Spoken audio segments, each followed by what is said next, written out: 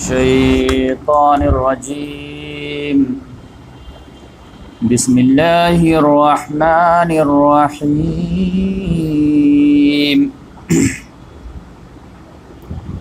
يا أيها النبي إنا أحللنا لك أزواجك اللاتي آتيت أجورهن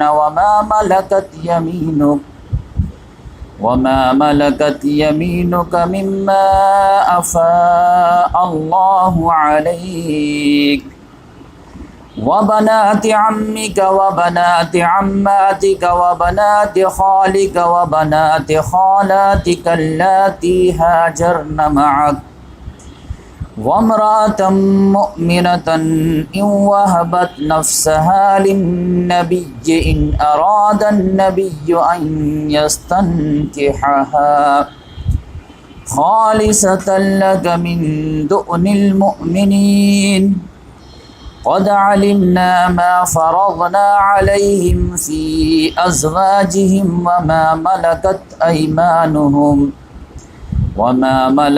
أيمانهم لكي لا يكون عليك حرج وكان الله غفورا رحيما صدق الله العظيم۔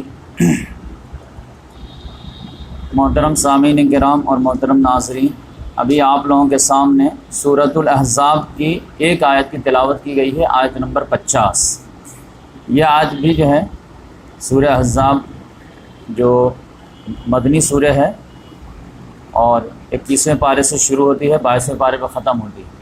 پچھلے ہفتے اس کا جو ہے اس آیت کے تعلق سے بھی، اس سورہ کے تعلق سے بھی باتیں ہوئی تھی، تو میں تو یہ وعدہ کیا تھا کہ اس کو کنکلوڈ کر کے اب ہم آگے بڑھیں گے، لیکن کچھ دوستوں کا جو ہے اصرار ہوا کہ نہیں اس کو بھی کنکلوڈ کیا جائے۔ خاص طور سے 7 شادیاں تک ہم لوگ پہنچے تھے، 4 باقی رہ گئے، تو ایک پورا پیکج ہے تیار ہو جائے گا، تو اس لحاظ سے انشاءاللہ اس سے ہم آگے بڑھیں گے۔ اور آج جو ہے امہات المومنین کے تعلق سے جو بھی چیپٹر ہے وہ انشاءاللہ کلوز ہوگا۔ اور یہ امہات المومنین کا بھی جو ہے لقب جو ہے، جو ہم لوگ بولتے ہیں، ایک تو ازواج مطہرات بولتے ہیں، زوج کی جمع ازواج، اور مطہرات مانے پاک بیویاں۔ تو اب تو یہ کہ ابراہیم علیہ السلام کی بھی بیویاں پاک تھیں، آدم علیہ السلام کی بھی بیویاں پاک تھیں، موسیٰ علیہ السلام کی بھی بیویاں پاک تھیں، لیکن یہ ٹرم جو ہے محمد صلی اللہ علیہ وسلم کی بیویوں کے لیے خاص ہو گیا۔ جب بھی بولیں گے ازواج مطہرات تو سمجھ جائیے کہ محمد صلی اللہ علیہ وسلم کی بیوی۔ اور پھر امہات المومنین، مومنوں کی مائیں، تو اس کا جو ہے ٹرم یہاں سے آیا تھا، النبی اولا بالمومنین من انفسہم وازواجہ امہاتہم، نبی مومنوں کے ان کی جانوں سے زیادہ حقدار ہے، اور ان کی بیویاں جو ہیں امت کی مائیں، مومنوں کی مائیں۔ تو یہ اللہ تعالیٰ نے سورہ احزاب آیت نمبر 6 میں جو پہلے بتا دیا تھا کہ جتنی بھی محمد صلی اللہ علیہ وسلم کی بیویاں ہیں سب ماں کا درجہ رکھتی ہیں، اور محمد صلی اللہ علیہ وسلم روحانی باپ کا درجہ رکھتے ہیں۔ یہی وجہ ہے کہ آپ جانتے ہیں کہ محمد صلی اللہ علیہ وسلم سے ایک مرتبہ محمد صلی اللہ علیہ وسلم نے حضرت عمر رضی اللہ تعالیٰ عنہ سے ایک مرتبہ سوال کیے کہ تم مجھ سے کتنی محبت کرتے ہو؟ تو انہوں نے کہا کہ میں اپنی جان سے بھی زیادہ، جان کو چھوڑ کر کے ہر چیز سے زیادہ محبت کرتا ہوں۔ تو محمد صلی اللہ علیہ وسلم نے کہا کہ تمہارا ایمان مکمل نہیں ہوا۔ تو وہ ایمان کہاں سے مکمل نہیں ہوا؟ اسی آیت کے تحت نہیں ہوا۔ النبی اولا بالمومنین من انفسہم، نبی انسان کے مومنوں میں سے کہ اس کے نفس سے بھی زیادہ، اس کی جان سے زیادہ حقدار ہے۔ تو انہوں نے کہا کہ جان کے علاوہ دنیا کے تمام جہان کی چیزوں سے آپ زیادہ محبوب ہیں۔ اللہ کے رسول صلی اللہ علیہ وسلم نے کہا تمہارا ایمان کمپلیٹ نہیں ہوا۔ پھر انہوں نے اپنے اندر جھانک کے ایکسپیکٹیشن کیے، پھر جو ہے کہ الان یا رسول اللہ، آپ جو ہے اب میری جان سے بھی زیادہ عزیز ہے۔ تو محمد صلی اللہ علیہ وسلم نے کہا اب تمہارا ایمان مکمل ہے۔ تو اس لحاظ سے جو ہے جب محمد صلی اللہ علیہ وسلم سے اتنی محبت ہوگی تو ان کی بیویوں سے بھی محبت ہوگی، اور محمد صلی اللہ علیہ وسلم اگر جو ہے روحانی باپ ہیں تو ان کی بیویاں جو ہے روحانی مائیں۔ تو ہم جو ہے 7 تک پہنچے تھے۔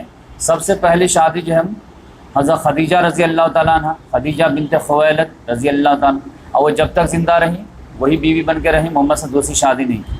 ان کے انتقال کے بعد محمد صلی اللہ علیہ وسلم نے حضرت سودا بنت زمعہ رضی اللہ تعالیٰ عنہ، تیسری شادی جو ہے اللہ تعالیٰ کے اشارے سے حضرت عائشہ بنت ابی بکر رضی اللہ تعالیٰ عنہ۔ چوتھی شادی جو ہوئی محمد صلی اللہ علیہ وسلم کی وہ حضرت حفصہ بنت عمر فاروق رضی اللہ تعالیٰ عنہ۔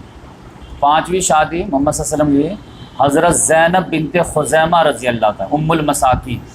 اور چھٹی شادی جو ہوئی محمد صلی اللہ علیہ وسلم کی وہ حضرت ام سلمہ بنت ابی امیہ رضی اللہ تعالیٰ۔ اور ساتویں شادی جو ہوئی محمد صلی اللہ علیہ وسلم کی وہ حضرت زینب بنت جہش رضی اللہ تعالیٰ عنہ۔ تو یہ 7 شادی، اور اس کا بیک گراؤنڈ وغیرہ بھی میں پورا آپ کو تفصیل سے بتا دیا تھا کہ کیا کیا ریزن تھے جس کی وجہ سے جو ہے یہ شادیاں ہو رہی تھیں۔ آج انشاءاللہ جو ہے 8ویں شادی، اس میں آپ جانتے ہیں کہ 8ویں شادی جو ہوئی ہے وہ حضرت جویریہ بنت حارث رضی اللہ تعالیٰ۔ اور 9ویں شادی جو ہے وہ حضرت ام حبیبہ رضی اللہ تعالیٰ۔ اور 10ویں شادی جو ہے حضرت صفیہ بنت حیی رضی اللہ تعالیٰ۔ اور 11ویں شادی جو ہے حضرت میمونہ بنت حارث رضی اللہ تعالیٰ۔ تو یہ 4 شادیوں کو میں تھوڑے سے تفصیلی جو ہے تو مختصر میں بیان کروں گا، کیونکہ یہ لوگ بہت لاسٹ میں جو ہے آئی ہیں، اور اس وقت جو ہے محمد صلی اللہ علیہ وسلم کی جو ایکٹیویٹیز بہت زیادہ جو ہے بڑھ گئے تھے، تو لہٰذا ان کے ریلیٹڈ جو بہت سارے معاملات نہیں ہیں۔ تو بیک گراؤنڈ کیا تھا وہ میں آپ کے سامنے رکھ دوں گا تاکہ سب کو یاد ہو جائے۔ حضرت جویریہ رضی اللہ تعالیٰ عنہ اور حضرت صفیہ رضی اللہ تعالیٰ، یہ سمجھیے کہ جنگی قیدی کے طور پر آئی تھی محمد صلی اللہ علیہ وسلم کے یہاں، اور یہ محمد صلی اللہ علیہ وسلم ان پہ ڈبل احسان کرتے کہ ایک تو یہ کہ ان کو آزادی دیے، اور نمبر 2 ان کو جو ہے ازواج مطہرات میں آنے کی اجازت بھی دیے کہ اگر تم چاہو تو میری بیوی بن سکتی ہو۔ تو اس لحاظ سے ان پر احسان، ورنہ یہ جنگ میں پکڑی گئی تھیں تو پوری زندگی اگر ان کو جو ہے کنیز بنا کے رکھ دیا جاتا یا مل کے زمین بنا کے رکھ دیا جاتا تب بھی یہ کچھ نہیں کر سکتی تھی۔ تو لیکن محمد صلی اللہ علیہ وسلم نے ان کو جو ہے باندی کے طور پر رکھنا پسند نہیں کیا، ان کو آزاد کر کے ان سے نکاح کر کے ازواج مطہرات کا درجہ دیا۔ یہی وجہ ہے کہ آپ جانتے ہیں ماریہ قبطیہ جو ہیں وہ کنیز کے طور پر ہیں، تو ان کا لیول ان کا لیول زمین آسمان کا فرق ہے۔ تو 11 میں سے 2 بیویاں ایسی ہیں جو جنگ کے نتیجے میں باندی بن کے آئی تھیں، قیدی بن کے آئی تھیں، یا مل کے یمین بن کے آئی تھیں، یا کنیز بن کے آئی تھیں۔ محمد صلی اللہ علیہ وسلم نے ان پہ احسان کیا، آزاد کر کے ان سے نکاح کر لیا، ان کا رتبہ کو بلند کر لیا۔ تو اسی میں سے یہ لکی ون ہے حضرت جویریہ رضی۔ یہ بچپن ہی سے لکی ون تھی۔ یہ ایک قبیلہ تھا بنو خزاع عرب میں، اور بنو خزاع کا ایک چھوٹا قبیلہ تھا بنو مستلق، لیکن یہ لوگ بھی فائٹر ٹائپ کے خاندان تھے۔ تو قریش والے ان کو پن مارتے رہتے تھے کہ تم آگے بڑھو ہم تمہارے ساتھ۔ تو یہ لوگ جو ہے اس میں آ گئے قریش کی اس میں، تو یہ لوگ جو جنگی تیاری کرنے لگے، اور یہ واقعہ ہے 5 ہجری کا شعبان۔ تو یہ لوگ تیاری کرنے لگے تو محمد صلی اللہ علیہ وسلم کو پتہ چل گیا کہ بنو مستلق والے پرتول رہے ہیں اور جو ہے چڑھائی کرنے والے ہیں۔ تو محمد صلی اللہ علیہ وسلم نے ایک صحابی کو بھیجے کہ جا کر کے تحقیق کر کے آؤ کہ واقعی میں خبر سچ ہے یا غلط۔ تو انہوں نے آ کر کے بتایا کہ نہیں خبر صحیح ہے، وہ لوگ بالکل تیار ہیں، کبھی بھی آ سکتے ہیں۔ تو محمد صلی اللہ علیہ وسلم نے سوچا کہ پھر جو ہے اگر وہ آ ہی رہے ہیں تو پھر آفینس از بیس ڈیفینس، تو ہم ہی خود جا کر کے ان سے نپٹ لیتے ہیں۔ تو محمد صلی اللہ علیہ وسلم نے ایک بڑا سا لشکر لیے اور جا کر کے اس کے یہاں پہنچ گئے۔ تو ایک چشمہ تھا، اس کا نام تھا مریسی۔ تو مریسی پہ جو پڑاؤ ڈالے، لیکن جیسے ان لوگوں نے لشکر کے بارے میں سنا تو سب بھاگ گئے، اور بھاگ کر کے جو ہے، لیکن مریسی کے ایریا میں جو لوگ تھے گاؤں والے وہ اڑ گئے کہ ہم لڑیں گے۔ اب پھر جو ہے حضرت جویریہ رضی اللہ تعالیٰ عنہ کے جو والد تھے حارث بن زرار، تو وہ تو فرار ہو گیا، لیکن اس کا شوہر جو تھا مصافہ بن صفوان وہ کہا ہم لڑیں گے۔ تو اس لحاظ سے جو ہے تو ان کے جو ہے فوج میں خود ہی ڈویژن ہو گیا، آدھا لڑنا چاہ رہے تھے، آدھا نہیں لڑنا چاہ رہے تھے۔ لہٰذا ان لوگوں نے جو تیر برسانا شروع کیے، محمد صلی اللہ علیہ وسلم نے اس کو کسی طرح سے کنٹرول کیے، اور اس کے بعد جو اٹیک کیے تو وہ سب جو ہے چھوڑ چھاڑ کے بھاگا، یہاں تک اس کا شوہر بھی جو چھوڑ کے بھاگ گیا۔ تو اب جتنے بھی لوگ تھے، خواتین، بچے، یہ سب جو ہے قیدی بن گئے۔ اور محمد صلی اللہ علیہ وسلم پہلے ہی سے وارننگ دیے ہوئے ہیں سب کو کہ جنگ میں جو آئے گا تو اس کا جو انجام برا ہو۔ تم اگر نیوٹرل رہنا چاہتے ہو تو گھر میں رہو، اپنے عبادت خانے میں رہو، میدان میں مت آؤ، جیتنے کے بعد بھی ہم تم کا ہاتھ نہیں لگائیں۔ لیکن اگر تم بچے کے لیے آؤ گے تو پھر جنگ میں جو ہے اس کا اسی حساب سے ٹریٹ کیا جائے گا، عورتوں کو لے کے آؤ گے تو اسی حساب سے ٹریٹ کیا جائے گا، کیونکہ آپ جانتے ہیں کہ اگر میدان میں عورت ہو، لڑکیاں ہوں، تو پھر جو ہے لڑنے والوں کے جوش جو 10 گنا زیادہ بڑھ جاتا ہے. تو تم اگر اس کا فائدہ لوگے تو اس کو نقصان اٹھانے کے لیے بھی تیار ہو. آپ جانتے ہیں کرکٹ میچ ہو رہے اسکول وغیرہ میں، اگر لڑکیاں دیکھنے لگے تو دیکھے کتنے لمبے لمبے ٹائم مارنے لگتے بچے. اور وہی اگر کوئی نہ دیکھے تو ایسے کھیلنے من نہیں لگاتے ان کو. تو یہ نیچرل بات ہے. اور آپ جانتے ہیں کہ جنگ احد میں جو ہے یہ جو کچھ خواتین آئی تھیں تو یہ حوصلہ ہی بڑھانے کے لیے آئی تھی نا، ہندا وغیرہ لے کر. تو محمد سے پہلے ہی کاؤنٹر کر دیکھو لا رہا ہو اس کا فائدہ تو ہوگا، لیکن اگر ہارے تو پھر انجام میں برا ہوگا. تو پھر ہم جیسا چاہیں گے اس کو ٹریٹ کر دیں گے. تو اس لحاظ سے نہ ہم اپنی عورتیں لائیں گے نہ تم اپنی عورتیں.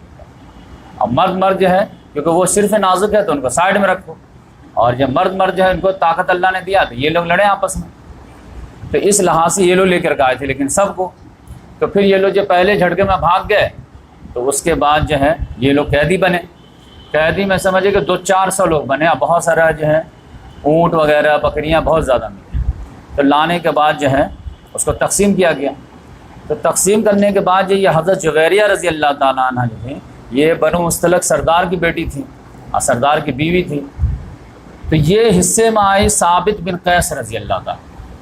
اور ثابت بن قیس بھی انہی کے خاندان کا تھا، لیکن وہ مسلمان ہو کر کے محمد صلی اللہ علیہ وسلم کے گروپ میں آ گیا تھا. اسلام کے یہاں جو ہے آپ سمجھ جائیے کہ ذات پات نسل جغرافی کوئی ڈویژن نہیں، لیکن ایک ڈویژن ہے جس کو لوگ بتاتے نہیں. اسلام اور کفر کا ڈویژن ہے. کافر کبھی بھی مسلمان کے برابر نہیں ہو سکتا. ایک بلیور ہے نان بلیور نہیں ہو سکتا. ایک خدا پہ ایمان لانے والا خدا کا انکار کرنے والا برابر نہیں ہو سکتا.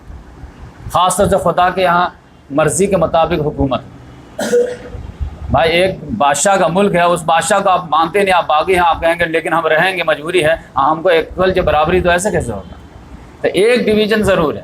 اب وہ کفر کون مانتا اللہ کو کون نہیں مانتا ہے، ماننے والا اس سائڈ نہیں ماننے والا اس سائڈ. لیکن اس میں کیا ہے کہ آپ کے پاس چوائس ہے. یہ کوئی برتھ والا نہیں ہے معاملہ کہ جو ہے ہم کافر کے اس میں پیدا ہو گئے تو آپ کافر ہی رہیں گے، ادھر نہیں آ سکتے. بھائی کبھی بھی آپ توبہ کر کے آ سکتے ہیں ادھر. تو اس لحاظ سے یہ ڈویژن ہے. تو ثابت بن قیس رضی اللہ تعالیٰ پہلے سے محمد صلی اللہ علیہ وسلم گروپ میں تھے بنو مستلق میں، لیکن یہ ان کے حصے میں پڑ گئی. تو وہ تو اندر اندر بہت خوش تھے، لیکن حضرت جویریہ رضی اللہ تعالیٰ عنہ تو شہزادی کے تیور، انہوں نے کہا کہ نہیں میرا نہیں جمے گا تمہارے ساتھ. کہا رہے آپ جو ہے کچھ چھوڑے نا، آزاد ہے میری بیوی کچھ چھوڑے نا، آپ تو جو ہے کنیز بن کے آئے ہیں نا، آپ تو باندی بن کے آئے ہیں، تو آپ کے پاس آپشن کہا نہیں پھر بھی نہیں جمے گا، تم ہمارے لائق ہی نہیں. ارے عجیب معاملہ ہے. اب تیور الگ رہتے ہیں شہزادیوں. تو انہوں نے کہا دیکھو ایسا کرو کہ تم مجھ سے جو ہے کچھ پیسہ لے کر کے مجھے آزاد کر دو. ایک تو میں جو ہے باندی بننے کے لائق تو نہیں ہوں، میں شہزادی ہوں. تو بولے کتنا پیسہ دیتا ہے، کتنا مانگتے بولو. تو انہوں نے کہا 9 اوقیہ جو ہے سونا چاہیے. یہ بہت بڑی رقم تھی، ان کے پاس 1 روپیہ بھی نہیں. پھر بھی کہا ہاں ڈن. پھر سوچا کہ جو ہے مدینہ میں اتنے لوگ ہیں کسی سے بھی ریکویسٹ کروں گے دیکھے گا کہ ہاں سردار کی بیٹی ہے بیوی ہے تو کوئی بھی سمجھدار ہمیں سمجھ جائے گا. تو ان کو معلوم تھا محمد صلی اللہ علیہ وسلم کے بارے میں کہ یہ بڑی سخی آدمی ہیں اور ان کا اپنا ایک نیچر ہے کہ نہ ان کے زبان پہ آتا ہی نہیں. تو ان سے ڈائریکٹ کہیں گے کچھ پرسنٹ تو یہ دیں گے، کچھ پرسنٹ ان کے ساتھ ہی دے دیں گے، ابو بکر دے دیں گے، عمر دے دیں گے، ایسے ملا جلا کر کے میں اس کو دے دوں گا. یا 50% بھی دے دی تو آپ 50% پھر گھر جا کر کے بھجوا دوں گی. تو اس طرح محمد صلی اللہ علیہ وسلم کے پاس گئیں، بولے کہ دیکھے ایسے ایسا معاملہ ہے، جو ہماری قسمت تھی تو ہوا، لیکن میں حصے میں چلے گا ثابت بن قیس کے، وہاں تو میں نہیں رہ سکتی. تو میں تو اس سے مکاتبت کر لی ہوں 9 اوقیہ پہ، جیسے مجھے ہو جائے گا میں دے دوں گی، فری ہو جاؤں گی. تو آپ میری کچھ مدد کیجیے. تو محمد صلی اللہ علیہ وسلم نے کہا کہ ٹھیک ہے کتنا ہے؟ کہا 9 اوقیہ ہے. تو محمد صلی اللہ علیہ وسلم نے آرڈر دیا کہ 9 اوقیہ ان کو دے دو ثابت بن قیس کو، آئیے فری ہو جائے. تو یہ تو ایک دم سرپرائزنگ لگا ان کو کہ میں تو سمجھے تھے 9 اوقیہ میں سے 1 اوقیہ بھی دے دیں تو بقیہ اور سے میں مینیج کر لوں گی. یہ تو ڈائریکٹ پورا مسئلہ ہی حل کر دیا. تو یہ خوشی جب ان کے چہرے پہ دیکھے محمد صلی اللہ علیہ وسلم نے تو محمد صلی اللہ علیہ وسلم نے ایک اور آفر کر دی، چاہو تو تم میرے نکاح میں بھی آ سکتے. تو پھر اندھا وہاں کی دعا انہوں نے کہا بس اب کیا چاہیے، کیونکہ محمد صلی اللہ علیہ وسلم سے بڑی ہستی تو اس زمانے میں تھے ہی نہیں، اور ان کے جو ہے اگر کوئی جو ہے بیوی بنے تو اس سے بڑی کیا لگتی بات ہے. لہذا نکاح ہو گیا. تو اس طرح محمد صلی اللہ علیہ وسلم نے ان کو جو ہے اپنے حرم میں جگہ دی. بس یہ نکاح کا قبولیت کیا تھے نا، کریڈٹ دینا ہر عورت کے خواہش تھی. لیکن کچھ کنڈیشن تھے جس کی وجہ سے بہت سارے عورتیں نہیں سوچ پا رہی تھیں، لیکن بہت سارے عورتیں چاہتی تھیں کہ کسی طرح محمد صلی اللہ علیہ وسلم سے رشتہ جڑ جائے، بلکہ بہت سارے لوگ تو صرف خاندان میں کسی سے رشتہ جڑ جائے۔ آپ دیکھیں گے کہ اب جو ابو بکر صدیق رضی اللہ عنہ کی بیوی، ان کا انتقال ہوا، بیوی بچی علی رضی اللہ تعالیٰ نے نسبت مانگ رہے، ان کا انتقال ہوا اور نسبت مانگ رہے، کس وجہ سے؟ صرف نسبت جو ہے رشتہ جڑ جائے کہ اس خاندان سے ہمارا رشتہ، سسرالی رشتہ۔ پھر یہ رہنے لگی خوش و خرم۔ ان کے والد کو پتہ چلا، یہ تو بھاگ کے چلے گئے تھے، تو یہ بہت ساز و سامان لے کر کے بھائی کے ساتھ مدینہ آئے، اور یہ کیا کیے کہ بہت سارا سامان لے کے آئے، لیکن دو جو خوبصورت اونٹنی تھی جو بہت تگڑی تھی، اس کو پہاڑی میں غار میں چھپا دی، کیونکہ جا رہے ہیں مانگنے کے لیے، سامنے والا کتنا ڈیمانڈ کرے گا اس کا اندازہ نہیں ہے، لیکن زیادہ چانس ہے کہ جتنے بھی ہمارے پاس سامان رہیں گے سب کو مانگ لے گا، یہ جتنے سامان ہیں سب دے دو تو میں تمہاری بیٹی چھوڑ دوں گا۔ تو یہ دو اونٹنی تو کم سے کم واپس گھر جانے کے لیے تو رہنے چاہیے نا، تو اگر سامنے دکھے گا تو کہنے سب دو تو چھوڑوں گا، نہیں تو نہیں چھوڑوں گا، لہذا اس کو پہلے ہی چھپا دی پہاڑی میں۔ اب پھر آئے محمد صلی اللہ علیہ وسلم کے پاس، بولے کہ دیکھیں آپ، میری بیٹی جو ہے آپ کے یہاں یہ پکڑ کے لائی گئی ہے، تو میں سردار ہوں، مجھے یہ گوارا نہیں کہ میری بیٹی جب باندھی کے طور پر ہے، تو آپ آزاد کر دیجیے اور جو چاہیے آپ لے لیجیے۔ تو محمد صلی اللہ علیہ وسلم نے آگے پیچھے کوئی بات ہی نہیں کیا، بولے کہ وہ دو اونٹنی کدھر ہے جس کو تم چھپا کے رکھے؟ کہا کون سی اونٹنی؟ ارے تو وہ جو اونٹنی وہاں رکھے ہو۔ اس نے فوراً وہیں پہ کلمہ پڑھ دیا، کہا کہ کسی نے نہیں دیکھا ہے، اس کا مطلب یہ ہے کہ آپ اللہ کے رسول۔ پھر اس کے بعد اور ڈسکلوز ہوا کہ ارے آپ کی بیوی کو تو یہاں جو ہے امہات المومنین کا درجہ ملا ہوا ہے، یہ بیٹی کو، تو اس لحاظ سے وہ تو اور خوش و خرم ہو گئے۔ پھر بھی محمد صلی اللہ علیہ وسلم نے آپشن دیا کہ اگر جانا چاہے تو لے جائیے آپ، لیکن اگر میرے ساتھ رہنا چاہے تو رہیں۔ تو بیٹی نے کہا کہ نہیں میں ابو اب میں یہیں رہوں گی، تو خوش خوش جو ہے باپ بھی چلے گئے۔ تو اس طرح یہ شادی ہوئی۔ اب یہ شادی اتنی بابرکت شادی ہوئی کہ لائف میں کبھی بھی اتنی بابرکت شادی پوری ہسٹری میں نہیں ہوئی۔ 100 گھرانے تھے جو ہے بنو مستلق کے جو غلام بنے تھے اس رفائے، اور اس میں جو ہے یہ محمد صلی اللہ علیہ وسلم حصے میں آئے، بقیہ اور جو ہے عورت مرد وغیرہ جو ہے اور صحابہ کے حصے میں آئے۔ 100 گھرانہ، ایک گھرانے میں اگر 5 لوگ بھی مانے تو 5 سال، 3 لوگ بھی مانیں گے تو 3 سال۔ اب جیسے صحابہ کرام کو یہ باتیں پتہ چلی کہ یہ جو ہے حارث بن زرار سسر بن گئے ہیں، مسلمان ہوں گے، یہ امہات المومنین بن گئی ہیں، تو آپ سب لوگوں کو شرمندگی ہونے لگی۔ سب لوگوں نے آپس میں گفتگو شروع کر دی کہ بھائی ان کے جو ہیں محمد صلی اللہ علیہ وسلم کے سسرال والوں کو کیسے غلام بنا کے رکھتے، ہم لوگوں کی یہ کیسے جرت ہوگی؟ کیونکہ جو ویریا کہیں گے کہ یہ میرا بھائی ہے، یہ میرا خالو ہے، یہ میرا چچا ہے، یہ ہے، تو یہ تو بالکل زیب نہیں دیتا ہے۔ تو سب لوگوں نے آئے کہا کہ یا رسول اللہ اب ہم لوگوں کی یہ جرت اور ہمت نہیں ہے، یہ ادب کے خلاف ہے کہ جہاں آپ کے جو ہے رشتے ہیں وہاں کے لوگ ہمارے غلام رہیں، تو ہم لوگ سب کو آزاد کرتے ہیں۔ تو پورا 100 گھرانہ آزاد ہوا ایک شادی۔ اور محمد صلی اللہ علیہ وسلم نے کہا جویریہ تو پھر یہی مہر رہے گا۔ تو یہ 100 گھرانے کی آزادی جو ہے مہر ہے۔ تو حضرت عائشہ رضی اللہ تعالیٰ عنہ، میں نے لائف میں کبھی نہیں دیکھا کہ اتنی بابرکت شادی ہوئی ہو کہ ایک شادی سے جھٹکے میں 100 گھرانے کو غلامی سے آزادی دلائی۔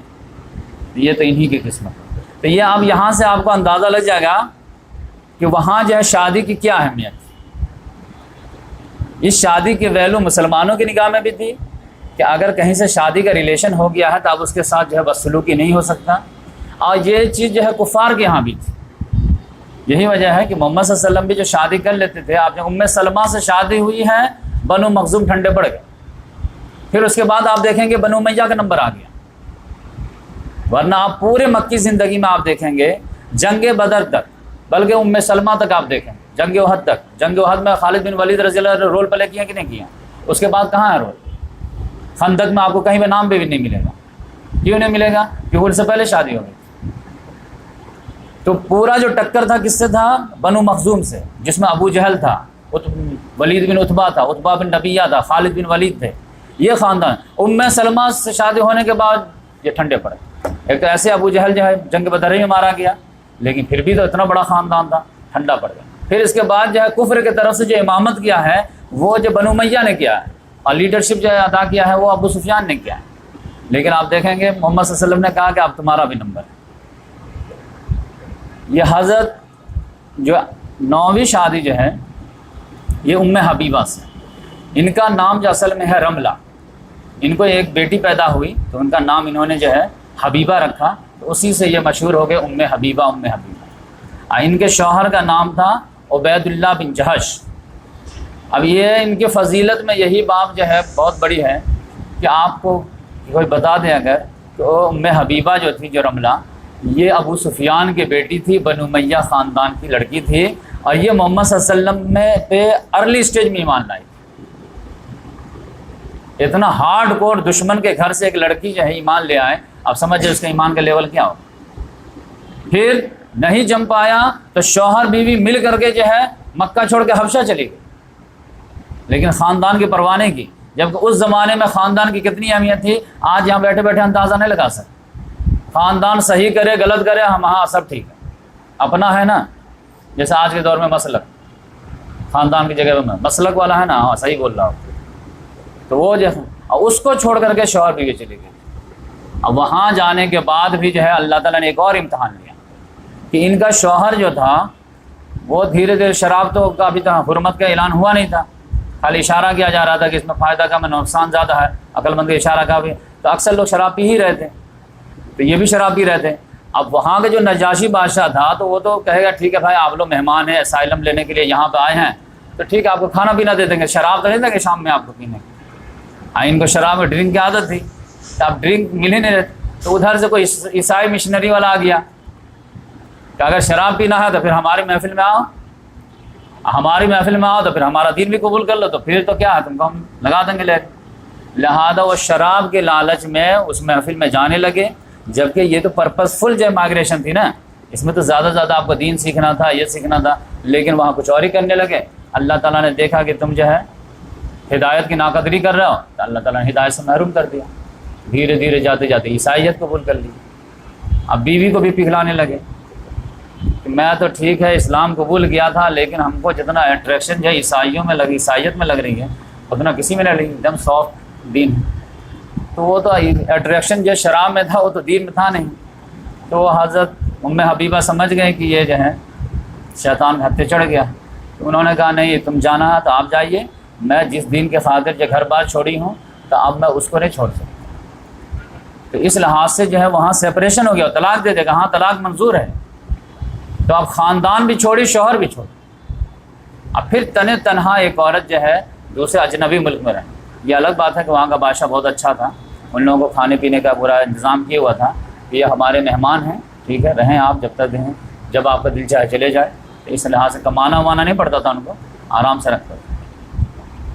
اب محمد صلی اللہ علیہ وسلم کو لگا کہ یہ جو ہے ابو سفیان جو ہے احد میں آئے, خندق میں آئے, حدیبیہ میں بالکل اڑ گیا کہ نہیں ہم نہیں مانیں گے, نہیں جو ہے عمرہ کرنے دیں گے. ہم لوگوں کو بالکل وہاں جا کر کے واپس آنا پڑا, نہیں تو مر جائیں گے, مار دیں گے, کچھ بھی کریں گے.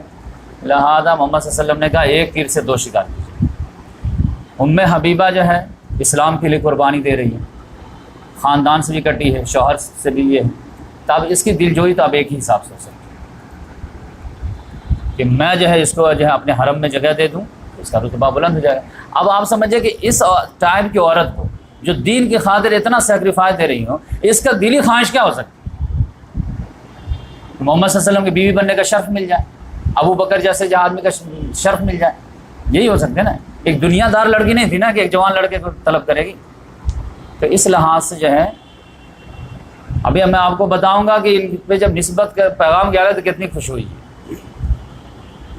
حدیبیہ کے بعد محمد صلی اللہ علیہ وسلم نے ماسٹر اسٹروک کھلا کہ یہ بنو امیہ کو تھوڑا سا نرم کرنا پڑے گا, ورنہ جو ہے کہ ختم کرنے میں تو یقینی بات ہے 500 اس کے ماریں گے تو 200 ہمارے بھی مریں گے. یہ ساتھ اگر چلے گئے تو پھر رومن امپائر کو کیسے الٹیں گے, پرشین امپائر کو کیسے الٹیں گے؟ ان کو بچا کے رکھنے کی طاقت ہے. لہذا محمد صلی اللہ علیہ وسلم نے نکاح کا پیغام دیا, عمرو بن ابی امیہ کو جو ہے ازدی کو جو ہے بھیجے پیغام دے کر کے. اب بولے کہ میرے طرف سے جو ہے حبشہ کا جو بادشاہ ہے اسما نجاشی, اس کو جا کے بولو کہ محمد صلی اللہ علیہ وسلم نے کہا ہے کہ میرے طرف سے تم ولی بن کر کے میرا نکاح پڑھا دو.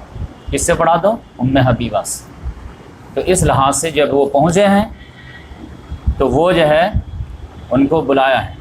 اب بولا ہے کہ اپنی ایک باندی تھی ان کی، ابرہا نام تھا، کہا کہ تم جا کر کے ان سے جا کے پوچھو کہ ہمارے پاس اس طرح کا جو ہے پیغام آیا ہے آپ کے لیے، تو کیا آپ کو قبول ہے یہ پیغام؟ ابرہا نے جیسی خبر سنائی ام حبیبہ کو کہ محمد صلی اللہ علیہ وسلم نے اپنا پیغام آپ کے پاس بھیجا ہے اور اپنا نمائندہ اسما نجاشی کو بنایا ہے، تو آپ کیا ایگری کرتی ہیں نہیں کرتی ہیں؟ کہ ایگری. جلدی سے دونوں ہاتھ کا کنگن، آپ کان کے بال نکال کے دیتے، انگوٹھی وغیرہ نکال کے پہلے ابرہا کو پہنا دی، جا بولے خوش ہو جاتے، اتنی خوشی ملی ہے مجھے. تو پھر اب جو ہے نجاشی بادشاہ نے کہا کہ آپ اپنا ایک ولی بھیجیے ہمارے پاس. تو ان کے خاندان کا ایک آدمی تھا خالد بن سعید اموی، بولے ہمارے طرف سے یہ گارجن شپ رہیں گے. تو ادھر سے جو ہے نجاشی نے کہا کہ محمد صلی اللہ علیہ وسلم کا بھی ایک گارجن شپ آ جائے. تو جعفر بن ابی طالب کو بلائے، آپ دونوں بیٹھیے، اور 400 دینار یا 400 درہم جو مہر طے ہوا، اور پھر جو ہے اس نے نکاح پڑھایا، اور اس کے بعد جو ہے سب لوگ خوشی خوشی جانے لگے. جیسے جانے لگے تو کہا ارے کہاں جا رہے ہیں آپ لوگ، رکیے بیٹھیے. کہا کیا آپ اب تو نکاح ہو گیا، بس آپ دلہن کو بھیج دیجیے مدینہ. کہا نہیں، انبیاء کرام کی سنت ہے کہ نکاح کے بعد ولیمہ، تو میرے طرف سے ولیمہ ہوگا. تو صاحب لوگ جو ہے اب بادشاہ کا ولیمہ، تو زبردست انداز میں اس نے ولیمہ دیا. اور اس کے بعد جو ہے شرح بن بالحسنہ کے اس میں قیادت میں حضرت ام حبیبہ کو یہاں بھیج دیا گیا مدینہ. اور جب یہ مدینہ جو ہے جب جہاز بندرگاہ پہ لنگر انداز ہوا ہے، تو محمد صلی اللہ علیہ وسلم خیبر فتح کرنے گئے ہوئے تھے، پھر محمد صلی اللہ علیہ وسلم آئے تو پھر اس سے ملاقات ہوئی. تو اس طرح سے جو ہے آپ دیکھیے، اسی میں آپ کو یہ بھی مل جائے گا یہ ولیمہ جو ہے شب باسی سے پہلے بھی ہو سکتی ہے. یہ بڑا ایشو بنا دیتے کہ ولیمہ جو ہے ملنے سے پہلے ہو سکتی ہے نہیں ہو سکتی یہ وہ. تو یہاں پر تو محمد صلی اللہ علیہ وسلم دیکھے پہلے ولیمہ ہو گیا. اور اسی میں آپ کو ایک بات اور جو شیئر کر دوں، جب اسما نجاشی کی بات آ گئی ہے کہ محمد صلی اللہ علیہ وسلم کسی بھی بادشاہ کو ایک بھی وجہ انکلوڈنگ اسما نجاشی صلح حدیبیہ سے پہلے کسی کو لیٹر نہیں لکھے کہ تم ایمان لے آؤ. اب مجھے بچپن میں بات سمجھ میں نہیں آتی تھی کہ یہ اسما نجاشی کے بعد جب صحابہ کرام 5 ہجری میں 5 نبی میں 6 نبی میں گئے ہیں، تو ساتھ میں ایک ہدایت کا لیٹر نہیں دے سکتے تھے. جب وہ دیکھ لیے کہ اتنا سافٹ نیچر ہے، اور پھر جو ہے جو واپسی کے لینے کے لے گئے تھے تو سورہ مریم سنائے گئے تھے، تو اس میں جو اس کا آنکھوں سے آنسو آئے تھے، اس کے بعد بھی محمد صلی اللہ علیہ وسلم نے لیٹر نہیں بھیجے. یہ حدیبیہ کے بعد جب سب کو لیٹر کیا تو یہ اسما نجاشی کو بھی گیا ہے. اس کی وجہ کیا تھی؟ یہ اقامت کا تقاضا تھا کہ جب تک دین اپنے جگہ پہ قائم نہیں ہوگا نا، یہ آؤٹ باؤنڈری نہیں جائے گا. ابھی پہلے دین جزیرہ نظمہ عرب میں قائم ہوگا، اس کے بعد جو اس کے باہر جو پیغام جائے گا. بات سمجھے؟ تو یہ پورا اقامت کا پروسیس تھا. اسی لیے میں کہتا ہوں دعوت اورینٹڈ اقامت نہیں ہے، تو یہ فیوٹل دعوت ہے، کوئی اہمیت نہیں اس کی. محمد صلی اللہ علیہ وسلم کے جو ہے 2 طرح کی دعوت ہوتی ہے دنیا میں، آپ سمجھ لیجیے. ایک ہوتا ہے کدو کی لتی کی طرح دعوت، کہ زمین میں پھیلتی چلی جاتی لیکن کوئی حیثیت نہیں رہتے ہیں، اس کو گائے بیل بھی جو رونق کے چلائے. ایک دعوت ہوتی ہے درخت والی دعوت، کہ گٹھلی لگائے پودا نکلا تو وہ تنا پہ کھڑا ہوگا، اور 15 سال کے بعد وہ جو ہے پھل دینا شروع کرے گا. لیکن اگر اسے ہاتھی بھی ٹکرائے گا نا تو ہاتھی کا سوٹ ٹوٹ جائے گا، وہ درخت نہیں ٹوٹے گا. ایک مرتبہ پھل دینے لگا تو 50 سال تک دے گا. کدو کی لتی کو ہر سال لگانا پڑے گا. تو محمد صلی اللہ علیہ وسلم کی دعوت اور عیسائیوں کی دعوت میں یا گاندھی کی دعوت میں یہی فرق ہے کہ وہ کدو والی دعوت ہے، ہارملیس دعوت، کہ ظالم کو بھی کچھ فرق نہ پڑے، ڈاکو کو بھی کچھ فرق نہ پڑے، شیطان کو بھی کچھ فرق نہ پڑے، سب دندناتا رہے، دعوت پھیلتی رہے. اسلام ایسی دعوت کا قائل نہیں ہے. اسلام ایسی دعوت کا قائل ہے کہ مظلوم کے ساتھ سر پہ ہاتھ رکھو اور ظالم کو جب گالر پکڑ لو. اور پھر دوسری بات جو ہے دعوت کو اگر جو ہے کسی بھی مکتب فکر کے دعوت کو اگر جو آپ کو ٹیسٹ کرنا ہونا تو کیا قرآن میں آپ دیکھیں گے جو نبی آئے ہیں سب دعوت کا کام کیا، لیکن ہر کے دیکھیں گے کہ پہلے نمبر پر دعوت شروع کیے ہیں وقت کے اقتدار والے لوگوں سے. گاؤں سے کسی کی دعوت شروع نہیں. پہلے نمبر پر اذهب الى فرعون انه طغى فقال الملأ، تو قوم کے سرداروں نے یہ جواب دیا، قوم کے سرداروں نے یہ جواب دیا، قوم کے سرداروں نے یہ جواب دیا. ہمیشہ آپ کو رسول کے دعوت کے جواب میں یہی ملے گا. ہاں پھر اس کے بعد جب کشمکش شروع ہوتی ہے تو پھر گاؤں بھی دعوت پھیلتی ہے. پھر اس کے نبی کے نمائندے رہتے ہیں، وہ اپنے گاؤں گاؤں لے کر کے جاتے ہیں، لیکن نبی کس کو ٹیکل کرتا ہے؟ سب سے پہلے وقت کے بادشاہ، اس کے سرداروں، کیونکہ جو ہے ویسٹرن انٹرسٹ تو ان کے پاس رہتا ہے، اقتدار تو ان کے پاس رہتا ہے، یہ نہیں ہلیں گے تو پورے ملک قبول کر کے کیا فرق پڑے گا؟ تو اسلام جو ہے یہ جو ریکویسٹ والی دعوت نہیں لے کے آتا، اسلام جو غلبے والی دعوت لے آتا، یہ زمین اللہ کی ہے، تم ہٹو اور اللہ کا حکمرانی قائم ہو جائے۔ ہم تم کو بھی دعوت دیتے ہیں کہ تم بھی شریف ہو کر کے مان جاؤ تو تمہاری بھی دنیا آخرت بن جائے گی۔ تو یہ اصل میں دعوت، تو یہ کسی کا بھی چیک کرنا ہو نا تو آپ دیکھیے یہ گاؤں کھیڑے میں دعوت دے رہے ہیں تو سمجھ جائے کہ اپنا دل بہلا رہے ہیں۔ ہاں، اگر اسلامی دعوت قرآنی دعوت ہے نا تو دیکھیے کہ وقت کے سردار کو دعوت دے رہے ہیں کہ نہیں، اور دعوت کا جو ہے ان کا پرپس جو کلیئر ہے یا نہیں ہے۔ بدھ مت کے بھکشو والا دعوت نہیں ہے کہ ہم بھی ٹھیک آپ بھی ٹھیک مان لیجیے ہم۔ اور آج کے دور میں ایک اور بڑا فتنہ ہے کہ غیر مسلموں کی کتاب جب تک نہیں پڑھیں گے نا آپ دعوت ہی نہیں دے سکتے، بائبل نہیں پڑھیں گے تو آپ دعوت ہی نہیں دے سکتے۔ یہ بھی ایک بہت بڑا فتنہ آج کا۔ قرآن کہتا ہے کہ قرآن کے ذریعے دعوت دو، ہاں ان کی کتاب کو سہارے کے طور پر لے لو تو چلے گا، لیکن بہت سارے داعی کہ قرآن پڑھتے ہی نہیں، دوسری کتاب پڑھ کر کے دعوت دے رہے ہیں۔ بھائی اس کے ذریعے قرآن کہا گیا تو اس کے ذریعے دعوت دو۔ دعوت کا ہتھیار کیا ہے؟ قرآن مجید۔ ہاں قرآن آپ پورا پڑھ لیجئے، سمجھ لیجئے، اس کے بعد ایڈیشنل کے طور پر ان کی کتاب کی بھی خرابی جان لیجئے تب اچھی طرح، ورنہ قرآن کا میسج سمجھے ہی نہیں، آپ پتہ چلا دوسری دعوت دے دیے تو پتہ چلا دعوت کہیں بھی نہ کہیں کمپرومائز ہو جائے گی۔ تو اس لحاظ سے میں سوچا کہ لگے ہاتھ جو ہے آسمان نجاشی کو میں دیکھ رہا تھا کہ 7 ہجری میں اس کے پاس پہنچے دیا دعوت، اتنے سال سے وہ محروم رہا۔ وہ تو لکی تھا کہ جو ہے دعوت پہنچ گئی تھی، جب قبول کر لیا ہے تب جا کے اس کا انتقال ہوا ہے تو محمد صلی اللہ علیہ وسلم نے غائبانہ اس کی نماز جنازہ پڑھا دی۔ تو اس طرح سے جو ہے 9 شادیاں ہوں گی ام حبیبہ، اور ان کا تیور کتنا زبردست تھا آپ جانتے ہیں۔ وہ واقعہ جو ہے کہ جب ابو سفیان جو ہے صلح حدیبیہ کی تجدید کے لیے آئے تھے تو کتنا سافٹ بن کے آئے تھے، کہ یہ سافٹنس کہاں سے آ گئی؟ نوجوان تو آپ جانتے ہیں ان کے لڑنے کے لیے تیار ہی تھے، لیڈر سافٹ بنا ہوا تھا کہ نہیں آپ نہیں لڑ سکتے۔ تو یہ تو آپ دیکھ لیجئے کہ یہ شادی کے بعد ہی سافٹنس نظر آتی ہے نا، اس سے پہلے کہاں؟ اس سے ریکویسٹ کر رہے ہیں، اس سے سردار آدمی اتنا لیول نیچے آ جائے گا آپ کو سمجھ میں نہیں آئے گی بات۔ اب مکہ کے فائٹر تو مشہور تھے، کیا 2 ہی لوگ ادھر سے ادھر آئے تھے، خالد بن ولید، عمر بن عاص، پورا مکہ تھا انٹیکٹ موجود تھا نا۔ لیکن جیسے ہی ام حبیبہ سے شادی ہوئی ہے وہ سمجھ گئے کہ اب جو ہے لڑنے کا کوئی فائدہ ہے۔ لیکن بیٹی کا تیور کیا تھا آپ دیکھیے کہ گئے ہیں ان کے گھر پہ جو ہے ملاقات کے لیے، اب بیٹھنا چاہیں تو کہا نہیں 1 منٹ رکیے چادر سمیٹ دوں پہلے، بیٹی میں اس لائق نہیں ہے، یہ میرے لائق نہیں ہے، ابھی بھی سرداری لیول تھی اس حساب سے، کہا نہیں آپ اس لائق۔ تو انہوں نے کہا بیٹی ہمارے بات تو بہت بگڑ گئی، کہا نہیں ابو جان آپ غلط فہمی کی شکار، میں نہیں سمجھتی تھی اتنا بڑا سردار آدمی جو ہے بے جان چیزوں کی جو ہے پوجا کرے گا جو نہ فائدہ پہنچا سکتی ہے نقصان۔ آپ کی عقل کو کیا ہو گیا؟ اتنے بڑے سردار ہیں، آپ کو یہ بات سمجھ میں نہیں آتی کہ یہ مورتی میں کچھ نہیں، مجھ کو سمجھانا پڑ رہا۔ تو یہ جو ہے تیور۔ پھر جو 9ویں شادی 10ویں شادی جو ہے یہ حضرت صفیہ رضی اللہ تعالیٰ عنہ سے۔ حضرت صفیہ رضی اللہ تعالیٰ آپ جانتے ہیں کہ باپ کی طرف سے بھی ماں کی طرف سے بھی بڑے سردار کی بیٹی۔ ان کے والد جو تھے حیی بن اخطب، یہ بنو نذیر کا سردار تھا جو یہاں سے بھگا دیا گیا تھا، خیبر میں جا کے پڑاؤ ڈال دیا تھا۔ اب ماں کی طرف سے بنو قریظہ کا تھا خاندان، یہ بڑی شہزادی، لیکن خیبر میں آپ جانتے ہیں جو بھی وہ میں تفصیل سے سنا چکا ہوں۔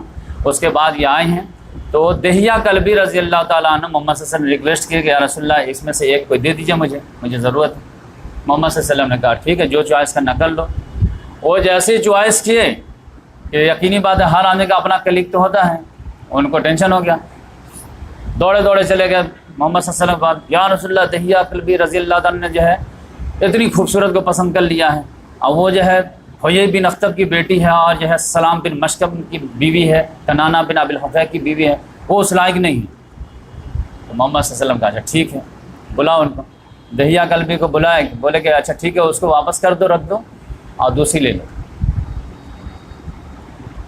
تو جو ہے بدلے میں انہوں نے 4 لیے، پھر کہ ہم پھر 4 لیں گے، کہا چلے 4 لو، چلے کوئی مسئلہ نہیں، لیکن اس کو رہنے۔ پھر جو ہے ان کو جو آزاد کر دیے اور ان کو جو ہے چوائس دی تو انہوں نے بھی شادی کر لی۔ اس کے بعد آپ دیکھیے حضرت صفیہ سے شادی ہوئی ہے، خیبر والے ٹھنڈے پڑے تھے، فائٹنگ تو دور کی بات، سازش بھی نظر نہیں آئے گی. سازش میں تو ایکسپرٹ تھے نا. آپ کو ایک بھی وفد پھر جو ہے خیبر کا مکے میں نظر نہیں آئے گا ہسٹری میں، سب ٹھنڈے پڑے. تو یہ جو ہے ماسٹر اسٹاک تھا جو محمد صلی اللہ علیہ وسلم نے ان سے کیا. اس کے بعد جو لاسٹ شادی جو ہے وہ آپ سمجھیے حضرت میمونہ بنت حارث. یہ محمد صلی اللہ علیہ وسلم جب عمرۃ القضاء کرنے جا رہے تھے، تھا نا صلح حدیبیہ میں کہ اس سال نہیں آنے دیں گے، نیکسٹ ایئر آپ کر سکتے. تو وہی ذی-القعدہ 7 ہجری میں جا رہے تھے. تو پھر جو عمرہ کیے ہیں 3 دن کے لیے، 3 دن کے بعد جو ہے جیسے عمرہ ختم ہوا ہے ویسے محمد صلی اللہ علیہ وسلم کے پاس آفر آیا ان کا. ان کے ولی جو تھے سمجھیے حضرت عباس بن عبد المطلب. ہسٹری میں آپ سرچ کریں گے نا تو جیسے عبد الملک بن مروان کی بیٹی جو ہے فاطمہ، جو عمر بن عبد العزیز کی بیوی تھی، ہسٹری میں اس سے زیادہ جو ہے پاورفل عورت جو ہے دنیا میں نہیں گزری. اب مروان جو تھا 3 بر اعظموں کا مالک تھا، عبد الملک بن مروان جو ہے 3 بر اعظموں کا مالک تھا. عبد الملک بن مروان کے 4 بیٹے جو ہے 3 بر اعظموں کا بادشاہ تھا. پھر ان کا خاوند عمر بن عبد العزیز یہ 3 بر اعظموں کا مالک تھا. اتنے جو ہے پاورفل عورت دنیا میں نہیں گزری پولیٹیکلی. ورنہ جانا آپ جو ہے آپ اس کو لے سکتے ہیں، پرینکا گاندھی کو لے سکتے ہیں کہ ٹھیک ہے اس کے جب ماں جو ہے کانگریس کی ادھیکش، اس کا باپ جو ہے انڈیا کا پرائم منسٹر، اس کی دادی جو ہے انڈیا کا پرائم منسٹر، اس کا دادا، اس کا نانا، لیکن زیادہ سے زیادہ انڈیا کا وہ بھی پرائم منسٹر. ان کی آپ دیکھ لیجئے، عبد الملک کی جو ہے بیٹی ہے اور عمر بن عبد العزیز کی بیوی ہیں. یہ لوگ جو ہے 3 بر اعظموں کے بادشاہ تھے سمجھیے. عبد الملک خود بادشاہ تھا اور اس کے 4 بیٹے ولید، یزید، ہشام، سلیمان، اور اس کی بہن تھی.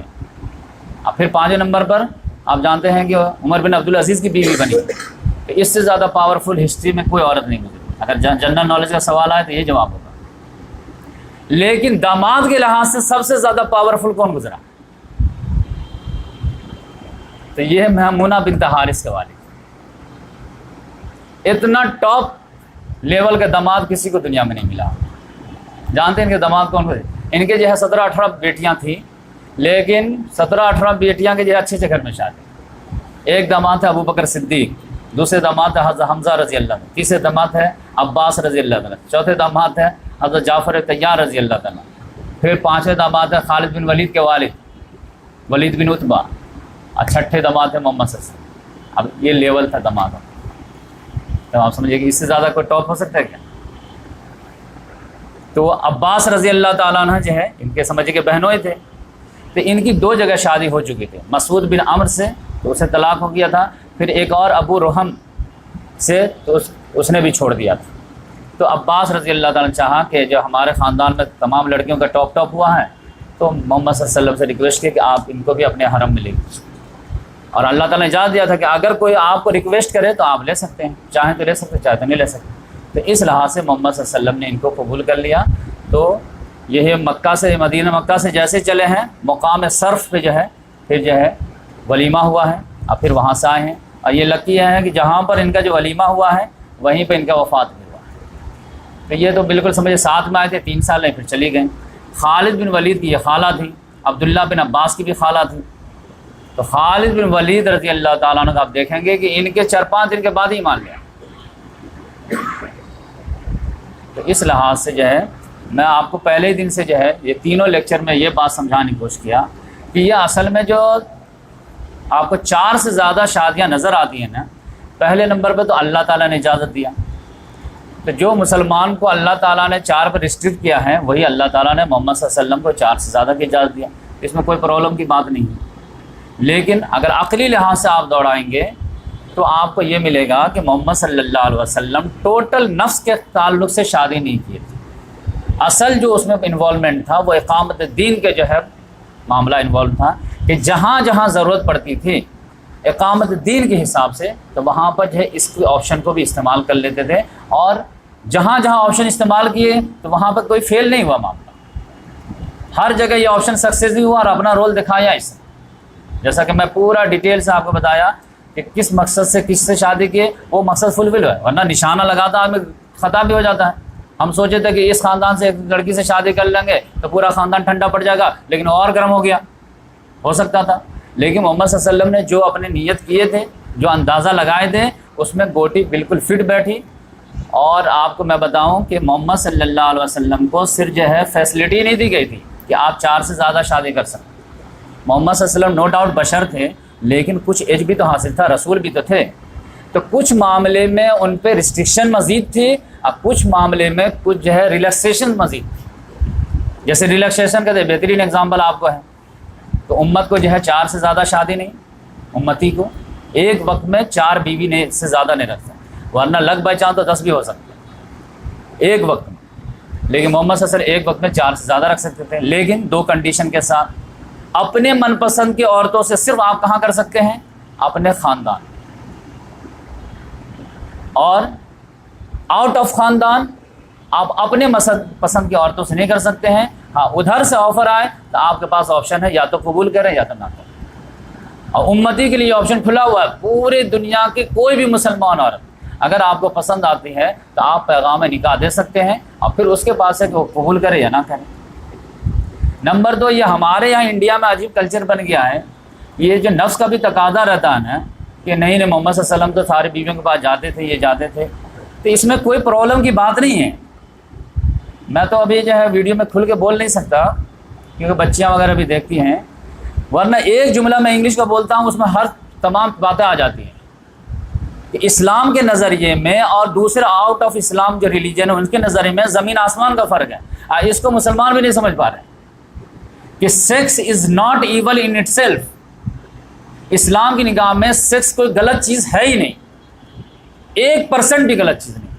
اگر کوئی سیکس کو غلط سمجھتا ہے تو سمجھ جائیے کہ وہ اسلام کو جو ہے مشکوک بنا دیتا ہے۔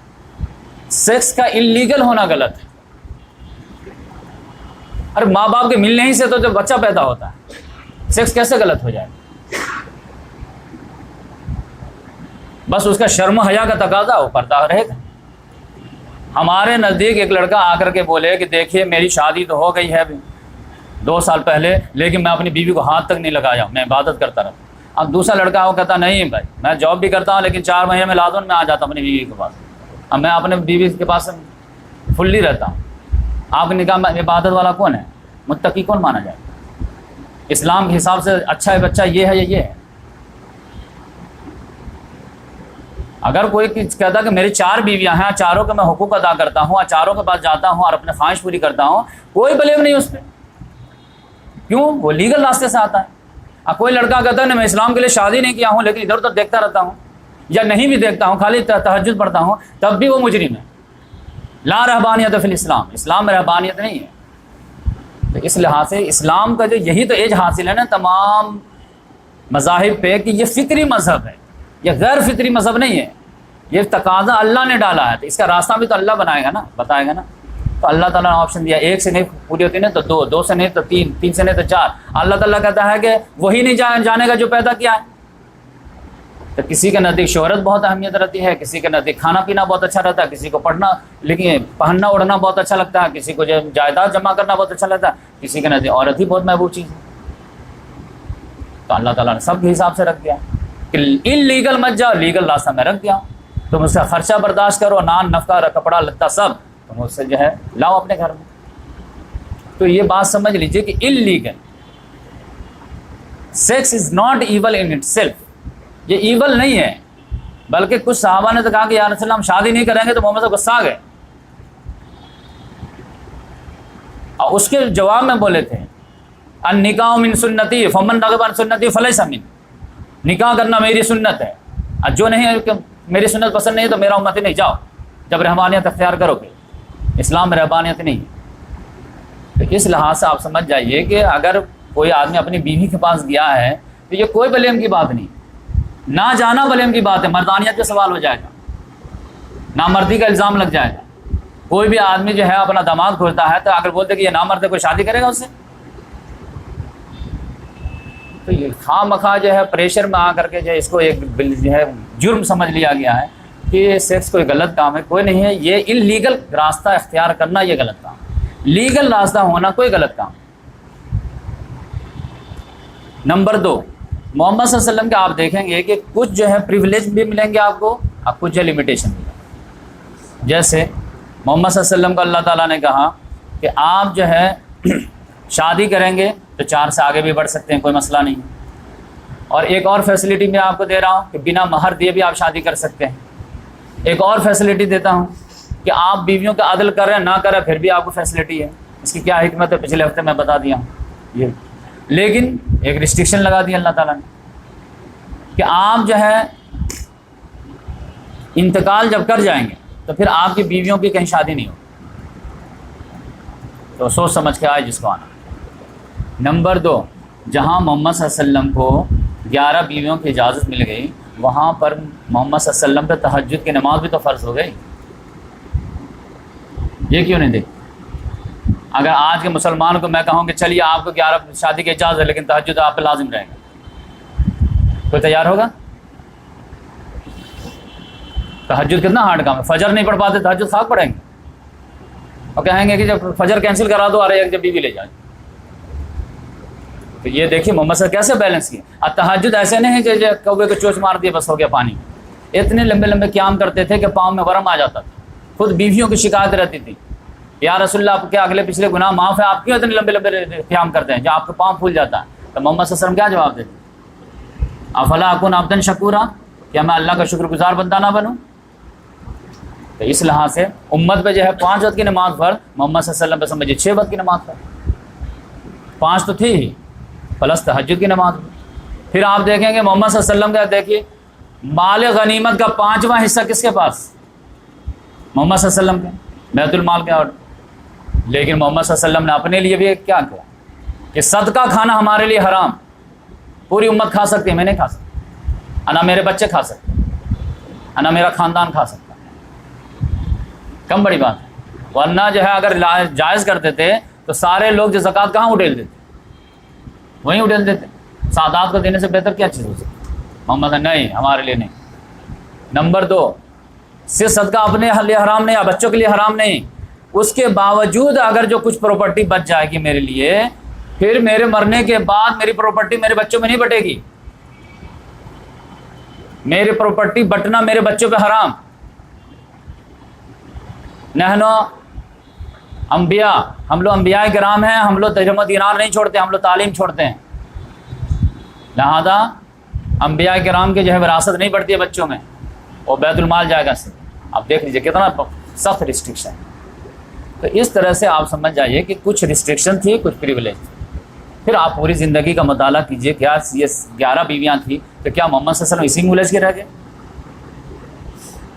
یا ان تمام ہونے کے باوجود اس مشن پہ جو ہے دم پورا فوکس رہے کہ دین کو تو جہاں تک پاسبل ہوگا وہاں تک ہم پہنچا کے رہیں گے، اور ظلم کا جہاں جہاں پنجہ ہوگا وہاں اکھاڑ کے رہیں گے۔ ایون کہ جو 9 ہجری تک میں جب پورا جزیرہ نما عرب جہاں سرنڈر کر گیا تھا تو پھر انٹرنیشنل فیس شروع کر دی، اور خود سے جا کر کے جو ہرقل کو تھریٹ کر گیا کہ وقت فرصت ہے، کام ابھی باقی ہے، نور توحید کا اتمام ابھی باقی ہے، میں شروع کر کے جا رہا ہوں، میرا امتی جو ہے اس کو انجام تک پہنچائے۔ تو اب آپ جو ہے آپ سمجھیے کہ آج کے دور میں تو بات سمجھنا کتنا مشکل ہے۔ میں تو کہتا ہوں کہ محمد صلی اللہ علیہ وسلم کا عظمت جو ہے، یہ اگر 11 بیویوں کی شادی اچھے سے سمجھا دی جائے نا تو وہ تو ایسے ہی جو ہے عظمت کا قائل ہو جائے گا کہ بھائی ہم ایک کو سنبھال کر کے دین کی کام نہیں کر پاتے ہیں، یا 11 کو مینج کر کے کیسے دین کا کام؟ ہم لوگ یہی تو کہتے ہیں نا کہ ایک دن ملتا ہے بیوی بچوں کا ٹائم دینا ہے، ایک دن ملتا ہے یہ کرنا ہے، ایک نہیں سنبھلتی ہے۔ اور کیا یہاں محمد صلی اللہ علیہ وسلم میں 11 سنبھالا ہوں، لیکن کہیں پہ بھی دین کی کمزوری نظر آئے تم کو؟ اور ایسا نہیں تھا کہ روکھا سوکھا معاملہ تھا، پرفیکٹ ریلیشن کیسا تھا معلوم ہے؟ خود محمد حضرت عائشہ رضی اللہ تعالیٰ نے کہتے کہ محمد صلی اللہ علیہ وسلم، ہم تمام جو ہے سوکنیں جو ہیں ہم لوگ بیٹھی رہتی تھیں، یعنی دوپہر اوپر کے وقت میں، اور محمد صلی اللہ علیہ وسلم ہمارے گود میں سر رکھ کر کے جو ہے آرام کرتے رہتے تھے، ہم لوگ بال میں کنگھا کر رہے ہیں، کچھ کر رہے ہیں، اور بات چیت ہنسی مذاق کرتے رہتے تھے، ہم کوئی روکھا سوکھا معاملہ نہیں، وہ اس کو چھیڑ رہی ہے، اس کو چھیڑ رہی ہے، ایسے ہی۔ لیکن جیسے اذان کی آواز آتی تھی ایسے اڑ کے چلے جاتے تھے، لگتے تو ہم لوگ کو جانتے ہی نہیں کہ ہو از، کون ہے یہ لوگ۔ آپ دیکھ لیجیے 5 منٹ پہلے کیا کنڈیشن تھی، 5 منٹ بعد کیا کنڈیشن۔ تو ایسا معاملہ نہیں تھا کہ ادھر نہ روکھا سکھا والا معاملہ تھا، نہیں۔ ایک بات جو حضرت صفیہ رضی اللہ تعالیٰ عنہ سے میں شیئر کر دوں، وہ ان کے یہاں محمد صلی اللہ علیہ وسلم گئے تو وہ جو ہے رو رہی تھی زاروں قطع. یار تو کیوں رو رہی ہے؟ انہوں نے کہا دیکھیے حضرت حفصہ ہر عائشہ ہم کو مزہ لیتی رہتی، کہتے ہیں کہ ہم لوگوں کو محمد صلی اللہ علیہ وسلم زیادہ چاہتے ہیں، تم کو کم چاہتے ہیں. اور نمبر 2 ہم لوگ محمد صلی اللہ علیہ وسلم رشتہ دار بھی ہیں، تم تو یہودیہ خاندان کے نا، ہم لوگ رشتہ دار ہیں. محمد صلی اللہ علیہ وسلم نے کہا ارے تم اس کو جواب کیوں نہیں دیتی؟ کیا جواب دو؟ کہتے وہ ابو بکر کی بیٹی، عمر کی بیٹی، آپ کے دوست ہیں دونوں، رشتہ دار بھی ہیں. انہوں نے کہا تم کہو کہ میں جو ہے ہارون کی بیٹی ہوں، موسیٰ کی بھتیجی ہوں، محمد کی بیوی ہوں، تمہارے پاس کہنے کے کم ہے کیا؟ ایسے جمع بولا کرو تم. تو اس طرح سے جو ہے اب بس ایک جو باقی رہ گیا کہ باندی کا معاملہ، کہ محمد صلی اللہ علیہ وسلم جب لیٹر لکھے تھے ہر جگہ تو مختلف رسپانس آیا، لیکن مصر کے بادشاہ جو تھا مقوقس، اس کے پاس لیٹر لکھے اور آپ جانتے ہیں حاتم بن ابی بلتہ لے کر کے لیٹر گئے تھے. تو وہ ایمان تو قبول نہیں کیا، لیکن تھوڑا سا محمد سے امپریس کرنے کے لیے کہ ہمارے طرف فوج مت بھیج دیجیے گا، تھوڑا ہم آپ کو جو ہے تحفہ تحائف دیتے ہیں. تو بہت سارے تحفے تحائف بھیجے، اس میں سے 2 جو ہے کنیز کو بھی بھیجا اس نے، ایک ماریا قبطیہ اور ایک سیرین.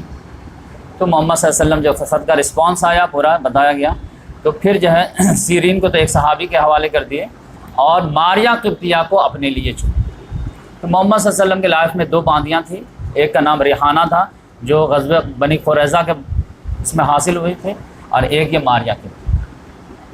تو ان سے پھر جو ہے اللہ تعالیٰ نے ایک اولاد کی لاسٹ. مجھے لگتا ہے کہ اللہ تعالیٰ نے اس کو اسی لیے بھیجا ہوگا کیونکہ اتنی بیویاں تھیں 10، ایک بھی اولاد نہیں. اور محمد صلی اللہ علیہ وسلم کا اولاد نرینہ نہیں تھی، بیٹیاں تھیں بیٹے نہیں تھے. تو ان سے اللہ تعالیٰ نے ایک اولاد دی 8 ہجری. تو ان کا نام ابراہیم رکھے. اور ابراہیم جو انالوجی کہاں سے فٹ کی ہے کہ ابراہیم علیہ السلام کی ایک بیوی تھی ہاجرہ. ہاجرہ کہاں سے گفٹ ہو کے آئی تھی؟ مصر سے. تو مصر سے جو ہاجرہ آئی تھی ان کے شوہر کا نام ابراہیم، تو محمد صلی اللہ علیہ وسلم نے اسی یاد کو تازہ کر دیا کہ وہیں سے ایک خاتون آئی ہے اور اس کے بطن سے ایک بیٹا ہوا ہے، تو اب اسی ابراہیم، اس کا نام میں ابراہیم رکھوں. اور یہ بہت پیارا یہ بچہ تھا اور بہت محمد صلی اللہ علیہ وسلم کرتے تھے، سمجھے کہ ڈیلی ہی وزٹ کرتے تھے ان کے یہاں، اور بہت پیار تھا. بلکہ ایک آدمی جو ہے اقرا بن حابس جو ہے اس نے آبجیکشن بھی لیا جب محمد صلی اللہ علیہ وسلم جاتے تھے عصر کے بعد اور بلاتے تھے کہ بچے کو بلواؤ، اور بچے کو بلایا جاتا تھا، پھر پیار وار کر کر کے پھر دے. تو کہا اللہ کے رسول آپ اپنے بچے سے اتنا محبت کرتے ہیں، میرے تو 10 بچے ہیں، میں تو کبھی ہاتھ بھی نہیں لگایا. کیونکہ کچھ لوگ اتنے مرد ہوتے ہیں نا کہ بچے کو ہاتھ لگانا بھی نامردی سمجھتے. یہ جو ہے دیہاتوں میں ہوتا ہے. یہ تو اب تعلیم ہوئی نا کہ بیٹیوں سے محبت، بچوں سے محبت. تو آپ اتنی محبت کرتے ہیں، ہمارے 10 بچے، کبھی ہم بوسہ نہیں لیے کسی کا. محمد صلی اللہ علیہ وسلم نے کہا اب تمہارے دل میں محبت نہیں تو میں کیا کر سکتا. تو یہ جو ہے، تو میرے حساب سے جو باندیوں کو جو محمد صلی اللہ علیہ وسلم نے جو قبول کیا نا ماریا قبطیہ، اس میں اصل ریزن کیا تھا کہ باندی کا مسئلہ جو ہے اس زمانے میں انٹیکٹ تھا، اس کو ابھی جو ہے اتنا ٹیکل نہیں کیا گیا تھا، کیونکہ یہ اتنا جو ہے خاندان میں گھسا ہوا مسئلہ تھا. ایک باندی سے اس کا بچہ ہو گیا، اس کا بچہ ہو گیا ہے، ولد یہ وہ فلاں ڈگا. اس کو قانون کے لحاظ سے ڈیمیج نہیں کیا جا سکتا کہ ایک قانون لگا دو کہ آج سے باندی حرام، تو پورا سپریشن ہو جاتا. اتنا آسان نہیں جیسا تھا جیسے کہ شراب کے بارے میں کہہ دیا گیا لاش میں حرام، تو اب منہ سے لگا ہوا ہٹا، کیونکہ کوئی حمل سے ہے، کوئی کچھ ہے، کوئی بچے ہیں، کوئی یہ ہیں وہ ہیں. تو اللہ تعالیٰ کی حکمت کا تقاضا ہوئی کہ باندیوں کا ٹیکل ایسا کریں روحانی تعلیمات، اخلاقی تعلیمات، کہ ان کو ایسی تعلیمات دی جائے کہ خود ہی اپنے گھر سے جو ان کو آزادی دے دیں. ہر جمعہ کو صحابہ کرام آزاد کر رہے ہیں. کوئی گناہ ہو رہا ہے اس کا یہ ہے پنشمنٹ کے طور پر غلام آزاد کرو. آپ دیکھیں کتنے معاملے میں غلام کا آزاد کرنا، غلام کا آزاد کرنے کی فضیلت بتائی گئی. تمام انسان برابر ہیں، تو خود ہی آپ کو سمجھ میں آ رہا کہ اس کو غلام کی بنا کے رکھیں. تو اس طرح سے غلام کا آزادی یہ ہے روحانی تعلیمات کے ذریعے سے ہی جو اس کو ٹیکل کیا. لیکن جب تک یہ ہے تب تک تو اس کے بارے میں اس وقت ہونا چاہیے نا کہ باندی کو آپ کو کیسے رکھنا ہے. آپ کے گھر میں 2 باندی ہے، 4 باندی ہے، 5 باندی ہے، تو تھیوریٹیکل تو یہ ہے کہ اس کو اچھے سے رکھنا. بھائی کیسے رکھنا؟ فار ایگزامپل دینے کی ذمہ داری کن کی تھی؟ دینی لحاظ سے ایگزامپل سیٹ کرنے کی ذمہ داری کن کی تھی؟ محمد صلی اللہ علیہ وسلم. اگر ان کے گھر میں باندی نہیں رہتی تو پھر کیسے ایگزامپل سیٹ ہوتا؟ اور آپ جب کہ پڑھ چکے ہیں کہ زینب بنت جحش میں بہو سے شادی کرا کے توڑی گئے، نہیں آپ ایگزامپل جب تک کریٹ نہیں کریں گے لوگ نہیں مانیں. تو محمد صلی اللہ علیہ وسلم کو اللہ تعالیٰ نے 2 باندی بھی گھر میں دی کہ آپ دیکھو، سارے صحابہ کرام کو کہا گیا کہ آپ دیکھو محمد صلی اللہ علیہ وسلم کہ بیویوں کو کیسے رکھتے ہیں، باندیوں کو کیسے رکھتے ہیں، ویسے ہی آپ کو بھی بیویوں کو رکھنا ہے اور ایسے باندیوں کو رکھنا ہے۔ تو اس لحاظ سے، اور آپ جانے ماریہ قبطیہ کی جو قسمت کا کیا کہنا کہ اگر وہ وہاں رہتی تو کس حال میں رہتی، یہاں آ گئے تو کم سے کم جنت تو ان کی فکس ہو گئی۔ اب پھر اللہ تعالیٰ نے ان سے ایک اولاد دیا تو ان کا جو ہے اور بھی رتبہ بلند ہو گیا، اور 1.5 سال کے بعد وہ بچہ انتقال بھی کر گیا۔ اور انہی کے جو ہے مسئلہ یہ تھا کہ جیسے ان کے انتقال کی خبر ہوئی ہے کہ محمد صلی اللہ علیہ وسلم کا آنکھوں سے آنسو جاری ہو، تو پھر ایک صحابہ نے آبجیکشن لیا، یا رسول اللہ آنسو آپ تو منع کرتے ہیں، کارے بیوقوف یہ رحمت کا آنسو، اس پر کسی کا کنٹرول نہیں ہے۔ وہ جو منع کیا گیا ہے وہ چیخم پکار کو منع کیا گیا، یہ تو آنسو تو کسی کے اپنے اختیار میں نہیں ہے نا، غم کا آتا ہے چھڑک جاتا ہے، تو یہ اس کو نہیں پکڑے گا اللہ تعالیٰ۔ وہ جو چیخم پکار، یہ وہ یا اللہ تیرا کیا بگڑتا، میرا بچہ نہ جنا مرتا، اب اس طرح بیان کرنا منع ہے۔ اور اسی میں ایک اور دن جس روز ان کا انتقال ہے اسی روز سورج کو گرہن بھی لگ گیا، تو کچھ لوگوں نے کہنے لگا کہ اچھا ابراہیم کے انتقال کو جسے گرہن لگا، پھر محمد صلی اللہ علیہ وسلم کو سب کو لے کے جمع ہونا پڑا۔ بھائی یہ سورج کا گرہن کا اپنا الگ سسٹم ہے، اس کا کسی بچے کے انتقال سے کوئی لینا دینا نہیں۔ تو یہ جو ہے ستاروں سے جو انالوجی جوڑتے ہو یہ سب غلط بات ہے۔ تو اس طرح سے محمد صلی اللہ علیہ وسلم نے جو ہے 11 شادی کی۔ انشاءاللہ آج جو ہے یہ ٹاپک کمپلیٹ ہوا۔ نیکسٹ ہفتے ہم جو ہے آپ کو محمد صلی اللہ علیہ وسلم کے وفات جو کیسے ہوئی ہے، یہ بھی ایک بڑا مسئلہ ہے۔ انڈیا میں جو لیکچر دینا بہت مشکل کام ہے، وفات بول دیے گستاخ رسول، اور جب کہ قرآن میں تو یوسف علیہ السلام کے بارے میں آیا کہ جب وہ ہلاک ہو گئے تو تم کیا کیے،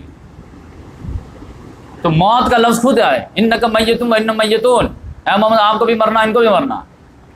یہ تو ہمارے یہاں کے علماء کرام نہیں تھے، وہ اللہ تعالیٰ کے بعد تو مشورہ دیتے یا اللہ تھوڑا یہ لفظ کو بہت ہارڈ ہے، اس کو سافٹ کیجیے، نبی کے لیے آپ جو ہے موت کا لفظ استعمال کر رہے ہیں۔ تو یہ بات سمجھ لیجئے کہ یہ وفات، موت، ہلاک، یہ سب جو ہے انبیاء کرام کے لیے استعمال ہوا۔ ہمارے یہاں پرابلم کیا ہے کہ وہ بالکل جو ہے تلے ہوئے ہیں کہ ہم ثابت کریں کہ مرے ہی نہیں، انتقال ہی نہیں ہوا، لیکن وہ جانتے نہیں کہ یہ محبت میں جو ہے پریشانی کدھر آ جاتی ہے۔ ہم بھی استعمال کر سکتے ہیں پردہ کر کے، یہ کر کے، لیکن پرابلم کیا ہے، اگر سب عالم اس طرح کرنے لگے نا تو پھر اللہ تعالیٰ کے الہی ہونے پہ ڈاکہ پڑ جائے گا، پھر دوست زندہ ہستی ماننی پڑے گی آپ، کیونکہ لیول اتنا اٹھا دے رہے ہیں، تو پھر اللہ تو الہی جو ہے وہ یونیک تو نہیں رہا نا، پھر کہیں گے محمد صلی اللہ علیہ وسلم بھی الہی، تو پھر توحید کو بچانے کے لیے تو آپ کو لیول نیچے لانا پڑے گا نا۔ یہ سب سے خطرناک میٹر، پوری عیسائیت جو ہے کولیپس اسی وجہ سے ہو گئی نا، کیونکہ عیسیٰ علیہ السلام کو اٹھا دیے نا،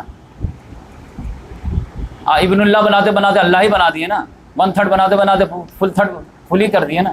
تو یہ خطرناک چیپٹر ہوتا ہے، اس لیے علماء کرام کو اس پہ بہت سخت دھیان دینا چاہیے، اور جاہلوں کے جذبات کے پیچھے نہیں چلنا چاہیے، جاہلوں کو جو ہے علم کے پیچھے لگانا چاہیے کہ دیکھو قرآن میں کیا لکھا ہوا۔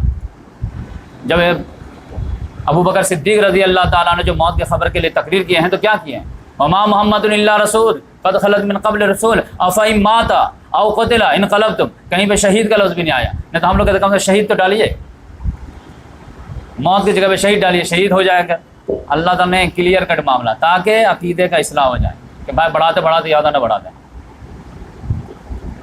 کہ وہ صرف جو ہے زندہ تھے، اس ورلڈ سے اس ورلڈ چلے گئے، وہاں بھی زندہ ہیں، وہ انتقال ہوئی نہیں۔ کل نفس ذائقۃ الموت، ہر نفس کو موت کا مزہ چکنا۔ تو اس لحاظ سے میں تھوڑا سا ایڈ کر دیا تاکہ کوئی ویڈیو دیکھ کر کے جو ہے بہت سارے لوگ میں لینگویج یہ وہ فلاں کا، میں جان بوجھ کے لینگویج ایسے استعمال کر رہا ہوں کہ تاکہ جو ہے یہ عقیدے کی اصلاح ہو جائے، ورنہ انڈیا، پاکستان، بنگلہ دیش کا سب سے بڑا پرابلم یہی ہے کہ عام عالموں کو ولی کا درجہ دیے ہوئے ہیں، ولی کو جو ہے صحابیوں کا درجہ دیے ہوئے ہیں، صحابی کو نبی کا درجہ دیے ہوئے ہیں، نبی کو خدا کا درجہ دیے ہوئے ہیں، بلکہ کچھ لوگ تو نبی کو خدا سے بھی اوپر اٹھا دیے، خدا سے کم مانگتے ہیں، نبی سے زیادہ مانگتے ہیں۔ تو اس لحاظ سے تو یہ تو کس کی ذمہ داری اس کو صحیح کرنا۔ اور پھر یہاں تو آپ جانتے ہیں گستاخ رسول کا فتویٰ تو جو فری میں پڑتا رہتا ہے، ہر آدمی اس کے لیے تو عاشق رسول ہے اور چلتا رہتا ہے، لیکن یقینی بات ہے کہ ہمارے فرائض میں سے ہیں، تو اس لحاظ سے ہم جو ہے صاف کلیئر کٹ بات کرتے ہیں۔ اللہ تعالیٰ سے دعا ہے کہ اللہ تبارک و تعالیٰ ہم تمام کو جس طرح محمد صلی اللہ علیہ وسلم نے اپنی پوری زندگی کو اقامت دین کے لیے لگا دی، اسی طرح سے ہم تمام کو بھی دین کے غلبے کے لیے لگا دینا چاہیے۔ محمد صلی اللہ علیہ وسلم کا شادی ہو یا بچوں کی شادی ہو یا اپنی شادی ہو، تمام میں آپ غور کریں گے تو فیکٹر جو ہے دین ہی نظر آئے گا۔